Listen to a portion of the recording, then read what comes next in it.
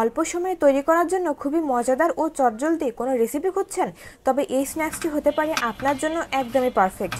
প্রথমে একটি বড় সাইজের পেঁয়াজ, গাজর ও কাঁচামরিচ একদম মিহি করে কুচি করে নেব। এরপর একটা ফ্রাই প্যানে 2 চামচ সাদা তেল দিয়ে কেটে রাখা সবজিগুলো ভেজে নিতে হবে। আমি এখানে নিয়েছি পেঁয়াজ, গাজর, কাঁচামরিচ, ফ্রোজেন মটরশুঁটি, ছোলার ডাল। এরপর সামান্য লবণ দিয়ে আগে থেকে সেদ্ধ করে রাখা আলুটা দিয়ে সব সবজি খুব ভালোভাবে মিশিয়ে নিতে হবে। আলুর পুরটা একদম তৈরি। এরপর ওই ফ্রাই প্যানে আরও 1 চামচ সাদা তেল দিয়ে 2 পিস পাউরুটি হালকা ভেজে তুলে নিতে হবে। এখানে তেলের পরিবর্তে বাটারও ব্যবহার করা যেতে পারে। এরকম করলে পাউরুটিটাও অনেকটা সময় মুচমুচে থাকবে। এবার 1 পিস পাউরুটির উপর আলুর পুরটা সমানভাবে মিশিয়ে অপর একটি পাউরুটি দিয়ে আলতোভাবে চাপ দিয়ে নেব। এরপর কোনাকুনিভাবে কেটে নিলে তৈরি হয়ে যাবে মজাদার পাউরুটি স্যান্ডউইচ। প্রতিটি কামড়ে আপনি পাবেন আলুর নরম স্বাদ আর মশলার মজাদার ফ্লেভার। এর সাথে যদি একটি টমেটো সস থাকে তবে তো কথাই নেই। ঝটপট তৈরি করা যায় বলে এটি বাচ্চাদের টিফিনের জন্য একদম উপযুক্ত।